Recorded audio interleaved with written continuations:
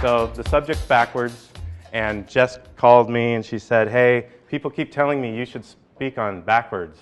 I said, well, all right, that makes sense. My agency is draw backwards. So what we'll do is we'll start at the end because that's how you do it when you're talking about backwards. So the end is one of the coolest things in creativity because the end is where an idea has been expressed or an experience has been experienced, and there's a completion or a culmination or a stopping point where you can rest and breathe and consider. So as creative people, and at least in my life, I've found that at the end of a great movie, I feel inspired. At the end of a great video game, yes, I'm a nerd, at the end of a great video game, I feel inspired by the work that was done and the accomplishments that were made. Even on a website, when you reach the end of a page, is there a content strategy about suggesting what's next? So the end is often an opportunity for us to then present other ideas, new ideas, and inspire people even more. So designing the end is a critical part of design thinking. And sometimes we think that that's backwards. We should really focus on the big bang at the beginning or the start. And I have a friend who often critiques J.J. Abrams, and he says, J.J. Abrams starts everything amazing, and I hate the endings, right? Well, I think he's become better and more mature over time. I think J.J. Abrams' more recent work have had better endings, better the ends than some. Lost, people felt lost, and then 7 seasons later it ended and they felt lost and like there wasn't a payoff. And I feel very grateful that I didn't invest those 7 years. I actually never watched that particular show, so I feel like I got a little bit of my life back. So be aware of the end and how that works. So have you ever solved a maze by beginning at the end? Who here has done that, right? So we start down the maze and we get a certain path, or maybe things are splitting off, and then we're lost and confused, and we just need a different way to look at things, right? So backwards is often just a different way at looking how to solve a problem, just looking at it from the other end or attacking it from a different angle. And so beginning at the end is often a way to solve a maze. Beginning at the end is also a great way to solve visual communication and marketing communication problems. If we know where we want our audience to be, if we know where we as creators and designers want to be, then we can draw backwards. We can figure out how to get there. Now, some people say, well, that's not really creative because a creative process is something that it evolves over time. It's very intuitive and natural, and you need to get lost to be found. And I absolutely agree with that type of process because the end can be moved, right? No one ever said that the end had to stay where it was. We may go down a branch and then down a street and then a path, and then we find a new end. And the way that usually works is that we have some bigger goal in mind. So let's say that we're on the streets of Paris and our goal, our end in mind, isn't a place, but it's a type of place or it's an experience. I want to have a great meal in Paris, right? So then as we go down these streets and we get lost because you have to, because that's how the streets are run, you end up at some place, often great, because you just set the goal to find something great, but then the end naturally appeared because you had that goal in mind. So that works true in any design communication, right? And we'll talk about it a little bit more on another slide. But as you start diverging down paths, if you have this rock or this end in mind, when the idea emerges, you're ready to seize on that opportunity because you knew what the end in mind should be. You may not know precisely what it is, but you know the goal. All right, so people often ask about draw backwards, right? And so some of you know that if you spell my name, Ward, if you spell draw backwards, you get Ward, and that's true.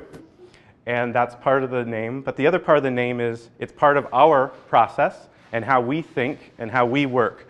And a slingshot really helps us illustrate that point. So a slingshot is a simple tool that allows you, when you use it, to maybe project with accuracy something farther than you could have by yourself. And so the idea of holding a slingshot and drawing backwards and letting go and hitting a target kind of illustrates this idea that there's additional focus when you step back from a problem and look at a bigger picture. We see this when we drive our car and maybe we pass a spot that we wanted to park in, or we pass a street we wanted to go down. So we drive backwards, we back up to get leverage so that we can then turn down the right path. So this is true in creative pursuits, where we're listing out all these ideas and we're trying these different paths, and then we say, you know what, we got to back up here. The end goal was this, and this solution prior was more correct than this one that we went down. We went too far down this road, so we backed up.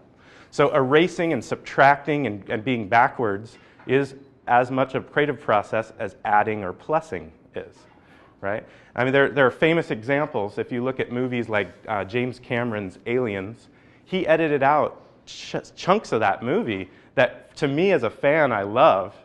There was one scene, I don't have time to go into it, but we can talk about it after. One scene I really liked, that he just hacked that whole 5-minute segment out to keep that pace and flow right. Because the pace and flow was more important than that scene. So editing and taking things out and backing up and erasing is part of creative process. So if you look at your notebooks, or if you look at the Draw Backwards logo, what we've done is we've abstracted this down, and I've never told anybody about this logo. So I thought it'd be fun in the backwards talk about the Draw Backwards logo. The idea is if you were to look at an aerial view of a slingshot and you're pulling back, this is an abstraction of that, but embedded inside is an arrow that's moving forward. So you have to draw backwards to move forward, and that's what our logo represents. So we'll talk all about techniques of backwards. How you use backing up and backwards like we just talked about for creativity, but also backwards notions of creativity that maybe aren't the best in serving us as artists, creatives, business owners in solving problems. So create your future. If you flip to the back of your notebook, on the back cover, you'll see that our tagline has been and always will be, create your future. Which sounds funny for a company called Draw Backwards because I'm heading backward, right? But the end goal is to create your future. So for our team at Draw Backwards, it's about personally creating each of our futures to be better. But for Draw Backwards and our clients and our collaborators, it's about how do we move forward and create something that hasn't been done before. That's very important to us. And what's equally important is the diagram behind this. Now this is an evolution. If you've ever read the book Game Storming, which I highly recommend, they have a bit of a different illustration. And they talk about divergent thinking, how things emerge, and then convergent thinking and how things converge together. So this illustration helps me illustrate this to a client or to someone that we're working with. It's the idea that there's point A and there's point B, and you can draw a straight line to get there, right? And how many of us in a creative pursuit have been there where someone says, I just need to get to A to B, I need to get there right now, here's the image to use, when can you get it done? And it's only going to take an hour, right? It's simple, right? How many people have heard these things in a creative, everybody has, right? And that it is actually true. In a non-linear, non-creative way, it is true that we can get from A to B extremely fast. And so the question and the conversation cannot be about, can you get to A to B in an hour? The question has to be about, is that what you want me to do? And is that why you've hired me to do that, right? So just yesterday, I had a conversation where I said, yes, we can get to A to B, but we're not the right fit. So you need to find someone who is willing to go to A to B in that way. All the work we've done previous for you, we've done in a divergent, emergent, convergent way to get to great ideas. And the CEO of this company loves our great ideas and expects our great ideas. Have you ever had the conversation where someone says, oh, we got to get it done now, we got to get it done really fast, we got to get it done in this amount of hours. Why isn't it innovative? Why isn't it creative? Why isn't it wow me? Well, because you didn't pay for that and you didn't buy into the value of a process where we diverge into different ideas. Things bounce around and we subtract and add things and we figure things out and we have conversations and we show things and we back out and we rip it up and we start over and things are bouncing around and then finally we start saying, hey, this is working. Because we know what the end is in mind, we're starting to pluck candidate ideas now and they're starting to converge into the final thing. So this process yields more innovation and greater solutions. And our best clients at Draw Backwards are ones that are committed to a process of iteration and innovation. We do better work, they get better results, they make more money, everybody's happy. So this process behind Create Your Future is really an essential way of thinking and doing design And finding the right clients and partners over time that agree with that, where you can deliver results in that creative process. Okay, another technique that's backwards, but it always works, is worst first. Okay, worst first is a great way to do this. We had a naming exercise with a client last week. And the worst thing that I've seen, one of the worst things I've seen in our creative industry is the brainstorming session, right? Everybody piles into the room. You know, the client's probably sitting there adding up the bodies and the hours and thinking about the cost of this meeting, which is crazy, usually. And they're thinking, is this really worth it, right? Well, you have to, the art of the brainstorm or that meeting is really in the facilitation of that process, not in stuffing a bunch of people in a room and hoping an idea pops out. That's sort of a backward idea of creativity, right? We have to drive it. So worst first is awesome for this. So we had this naming meeting, and I started the meeting with everyone needs to contribute their worst idea. Has to be the absolute worst idea. And someone thought the product should be named Turd. So immediately I wrote Turd on the whiteboard.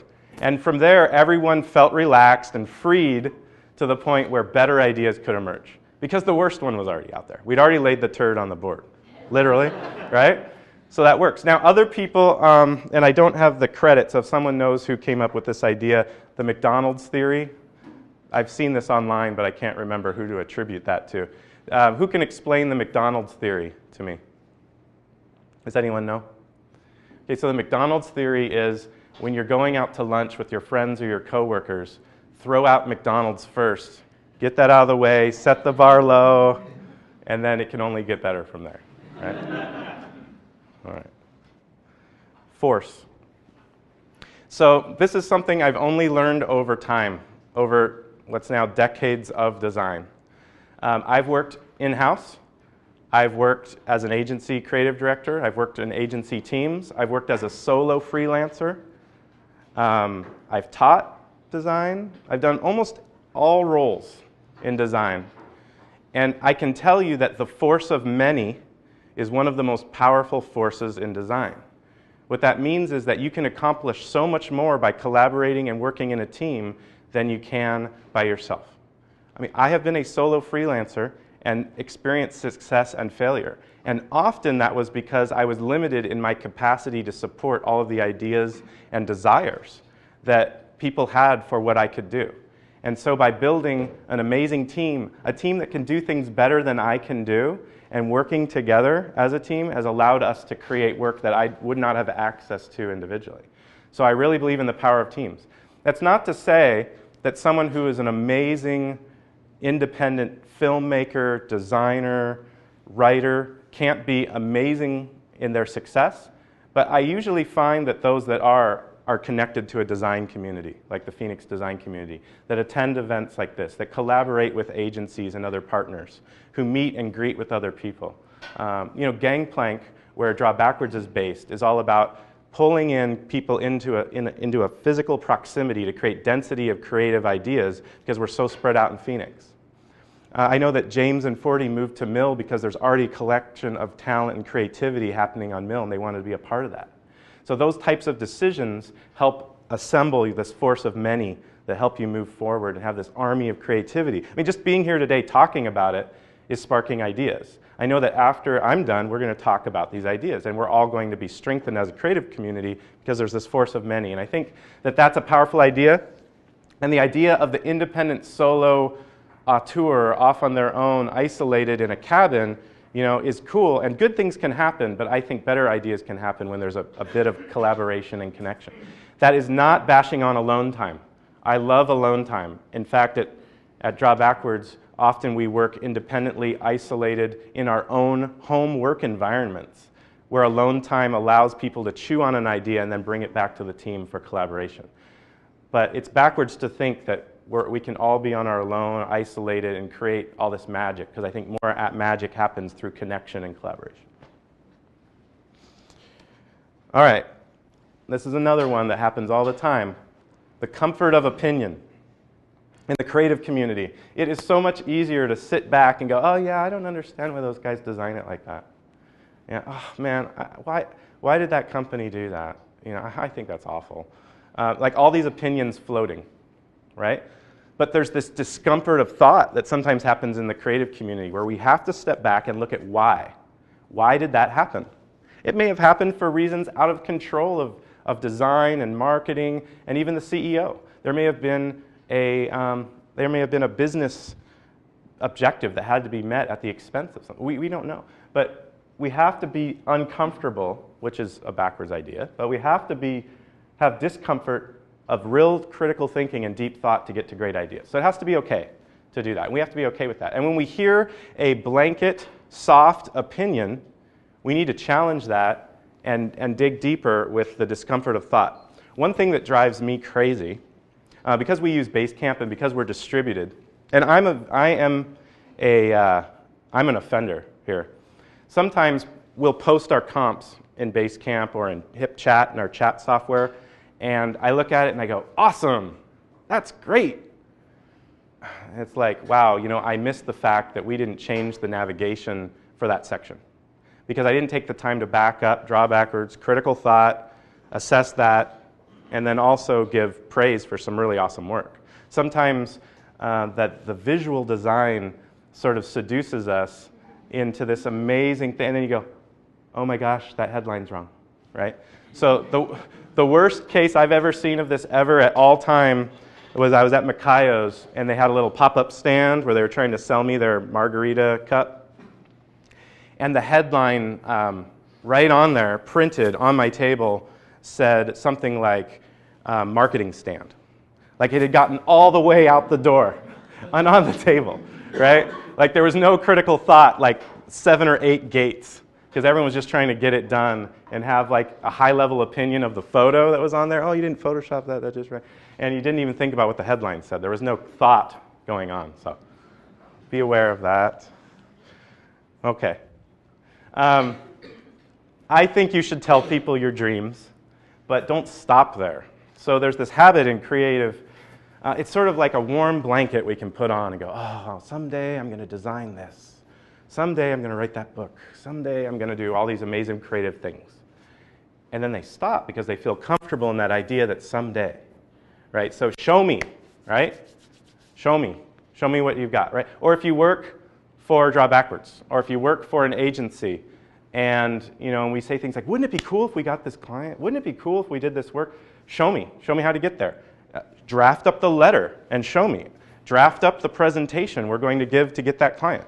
Show me, right? That's more powerful than sitting back and feeling good. Because as creatives, we work on emotion a lot of times. And I found that when I only focused on my emotions and feelings, yeah, I may have felt good, but I wasn't producing and executing, right? And there's an even more powerful emotion, an even more powerful feel of self-worth and happiness when we're actually creating something awesome and showing and doing. So just beware of not just telling people your dreams, but actually doing them. Okay, everybody knows about this. It looks too hard. I can't take on that client. That's going to be too much work. I don't think we can print it that way. That's going to be 5 press checks. We might lose a lot of money on that, and it's not even worth telling the client that it's going to cost a lot of money. Or it's so easy to look at something and say, oh, it's too hard. But often there's just another way to look at it to solve it. I mean, have you ever been? How many work on apps, mobile apps? Have you ever worked on a mobile app, software app? Okay. Have you ever heard that the directive or the reason you're working on that app is because the CEO decreed one day, oh man, we need an app, right? We got to have this app because we're going to be awesome, right? And you're just like, oh no, because in your mind you're making all these like connections in your brain about the 5,000 questions that you're going to have to ask to do that app. So, but if you can back it up to why do you want the app, or what sparked this? Was it because the competitor had an app? Probably, right? Or their child came to them and say, Dad, why don't you have an app? Or, we have to come to the why, and usually there might be a simple way to start that process that then leads to the app. So we had a client come to us. He's a podiatrist in town, and he wanted to be successful in online marketing, and he wanted to have all these websites, and he thought about an app for scheduling. I said, look, We're going to build a one-page landing page for you that's mobile optimized. We're going to drive the correct pay-per-click campaign to it. And that's all he's ever needed. Like, he is highly successful with multiple foot surgeries every month just from this one landing page we designed from him. He doesn't need anything more than that, right? So sometimes they might ask for that, and they just need a one-page site. So you have to look again and look at it differently. Okay. So I couldn't find my tennis balls. I couldn't find my I couldn't find my beanbags. All I could find were the red potatoes in the kitchen. All right. So who knows how to juggle here? A few? Okay. So when you look at it, and you look at this picture, you know, they're really selling this hard as like, you can't do this, right? Because there's two balls in the air, and how's he do that? Multitasking, the myth of multitasking, two balls in the air. So it's really just throwing one potato at a time, okay? So if you want to learn to juggle, this is like the 1 minute Cliff Notes version of how to do it, because you just have to know one move, all right? You just have to know one move. So you have it in one hand, you want to get it to the other hand, you can't throw it across like this, right? You can't go like that. I know, like, it's like your intuition to like try to shuffle it over there. What you have to do is just throw it eye level like that, and you know that light's right in my eye, so I better move over. I'm going to miss this, and it's on video. So all, yeah, that's right, mashed potatoes. We're cooking this morning. So I mean, this is really the move, right? It's just this is the move. This is the only move in juggling, right? It's one at a time. So when people say I'm a multitasker, it's like, I hope you're not, because that means you're not getting anything done and things are falling on the floor. But if you are a micro-tasker, this is sort of a phrase I've coined, if you're a micro-tasker, that you're micro-focused on the individual task, you nail it and you move to the next, you can do a lot in a minimal amount of time. And so micro-tasking is juggling. So so once you get that move down, and you probably need to do it hundreds of times to like wire your brain to loft the potato, then what you do is you just add another one with the same move, right? So you just go like that. I know it looks easy, right? But because I've put the hundreds of throws in to do it, so you just do that, right? You kind of do that. And so once you have that down, and another trick is if you're learning, if you do it up against a wall, so you have a restraint, right? So it doesn't fly away from you. If you do it up against the wall, that helps when you're learning. And so then what you do is you literally do the same move. It's just you don't stop. You micro-task it, right? So you just kind of go like that. With potatoes. All right. Now, I know you're probably hoping for me to keep adding potatoes and do like 17 potatoes, but I'm not there yet.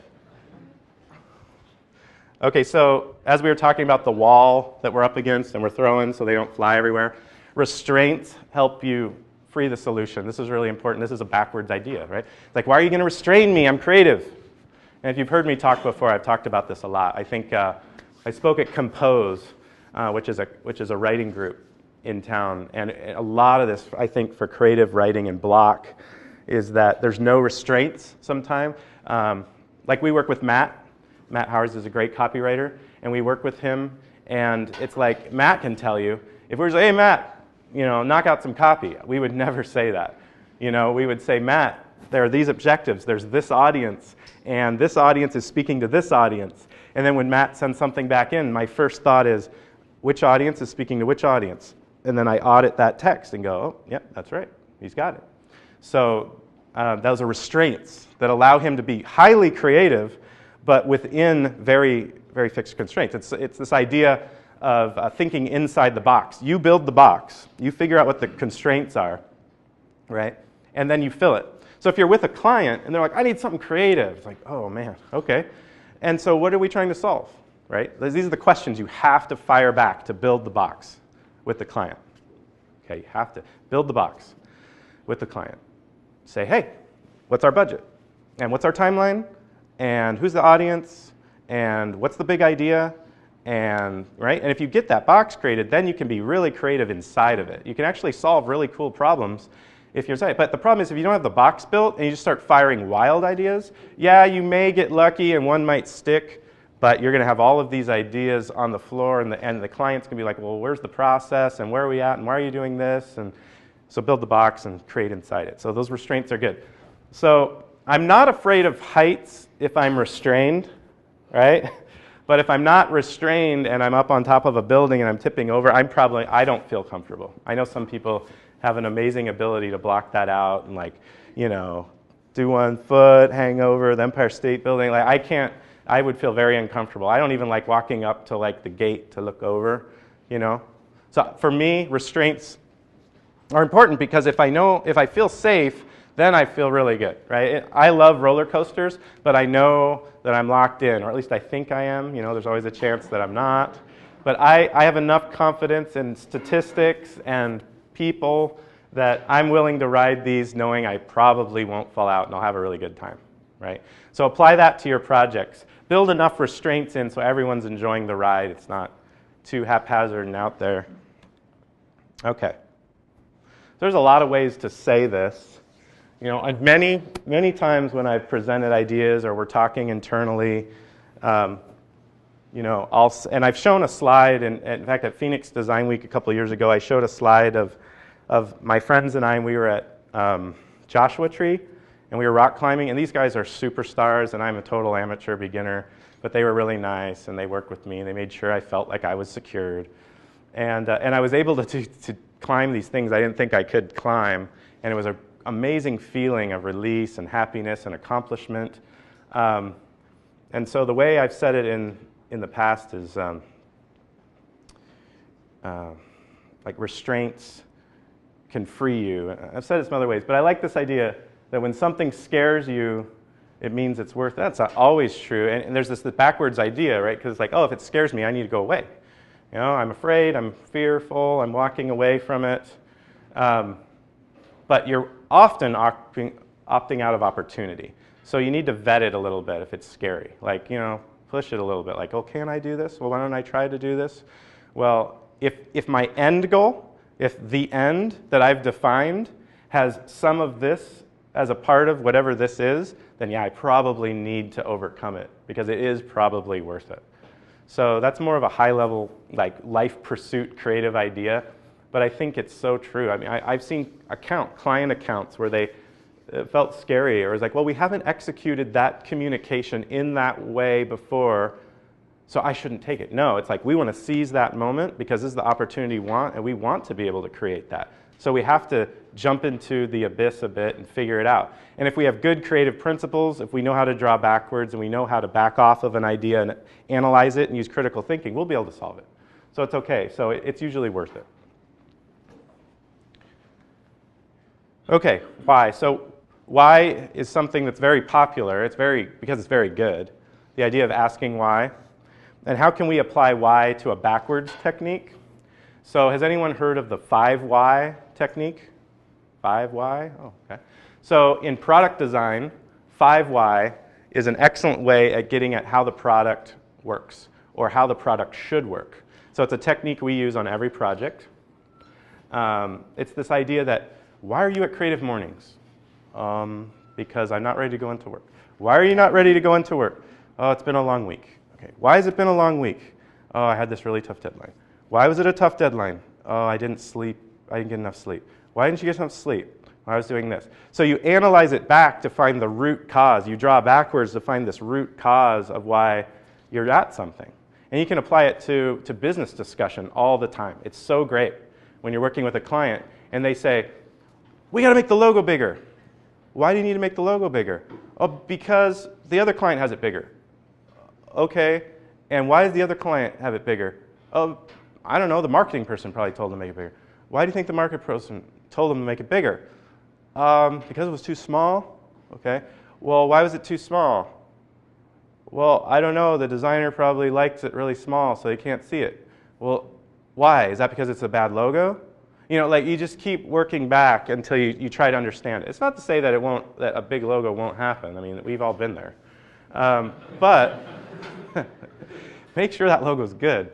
You know, and the thing about make the logo bigger, because we've all been there. Steve Tansley and I have been there. You know, years battling make the logo bigger on early websites.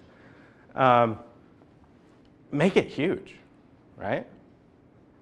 You just make it the whole thing, right? Like the whole cover in the notebook's just the draw backwards logo, right? But maybe we zoomed it out really bad. Try another extreme to understand it better. right? Now, the great thing is, what I love about this multimedia world, and when I say multimedia, I mean different forms of media, you know, a mobile solution, a print solution, a software solution, a desktop web view, that is like our best friend of all time. The mobile device is like the designer's best friend of all time. It just can't be big. It just can't be, right? And so that's great. And so design mobile first, right? Design the mobile solution first, get buy-in there. Everything has to be, you have to be concise. You have to communicate cleanly to solve the problem on mobile. And then extrapolate out, extend out. From this minimum mobile solution, you had to solve it for the simple, most small canvas. Now, pull it back out.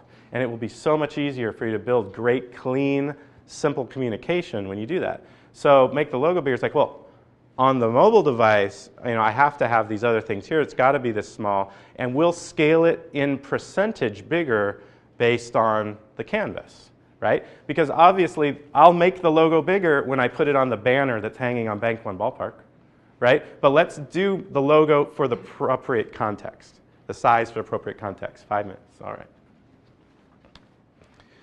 Yeah, so the other thing is about backwards is it's just another way to go forward, right?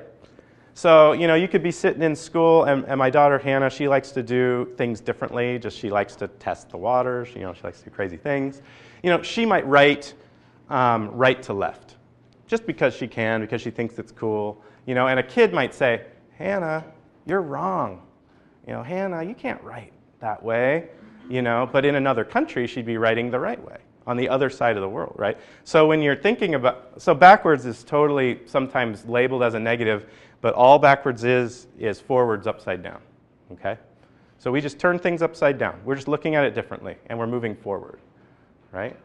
And so I think the theme was the future, right, when James spoke. And so backwards is really just like the back door, all access pass to the future, right? It's just sort of like the, you know, you're just kind of stepping in behind and you're figuring things out. You're looking at the wiring under the board. You're thinking about how things work, and then you're executing the future. Okay. So we're short on time, so I'm going to speed up and not talk about all these points. But it's the idea that you just need to find things that equal other things. And look as broad as you can. Look way outside of your comfort zone and what things are normal to draw inspiration. How can a cactus inspire my design? That doesn't mean you need to put a cactus in your design, right? But how can the cactus inspire design, the structure, the way it's formed and shaped? You know, some of you may know, and I feel really old because it's already been like 5 years, but I had this thing where I had a parody of Shaq on Twitter, right? And so the whole thing was Shaq came to the Suns, and he's dropping all these really funny quotes, and they're all like just the right size for Twitter. And I'm like, oh, Shaq's got to be on Twitter, right? And so, you know, at Shaquille O'Neal, oh, it's available. Okay. So I registered that and started just kind of tweeting his things he said because, you know, they should be in Twitter because they're so great. But Twitter was very young, in its infancy. There weren't like fake people yet. You know, there weren't all these sports people yet. It was like, you know, nerds hanging out talking about cool stuff, and which I'm very proud of, being part of that. And so sometimes Shaq is full of inspiration the way he speaks. So it's very easy for me to do these slight deviations. But every once in a while, I'd run into a creative roadblock. And so I'd say, what is the most outlandish non-Shaq thing I can think of? And how can I be inspired by that and do a tweet? So this was one case where I was like, well, Mary Poppins. Petite, British, white, has an umbrella, you know, not Shaq. Oh, so the username was at Shaquille O'Neal, and then Twitter renamed it for me, not Shaq O'Neal. So, and that's still out there if you ever want to read through that, not Shaq O'Neal. So I thought, okay, so Mary Poppins would say, famously, just a spoonful of sugar helps the medicine go down. But Shacky Poppins would say,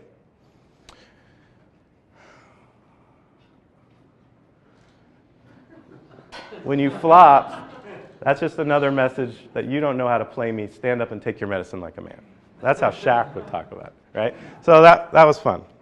Probably only down to a couple minutes, but So bend or flexibility has been something I've learned over time, right? I was very idealistic in how I approached design. Had to be this way every time, has to be this way. We have to use this font, we have to use this color, we have to use this grid, we have to do this. I was very much like that in my youth, you know. In fact, even early in my career, you know, I would say, well, I think we can't work with this client because they want to put more than, you know, 3 things in the nav bar, right? I mean, it was just crazy. It was not cool. I had to learn that. I had to learn to flex and bend, right? But the flip side of that, the backward side of that, when you bend, take tools and bend them to what you want to do. So I've said this at WordPress events, but I'll say it here too. WordPress is a great blogging platform, but WordPress is often just leveraged out of the box or with a template, and then you change it. And so if you look at a site that Draw Backwards builds, we bend WordPress to our will. We design how we want it to be, and then we make WordPress do it, right? And so that's a very important concept as you deal with technology.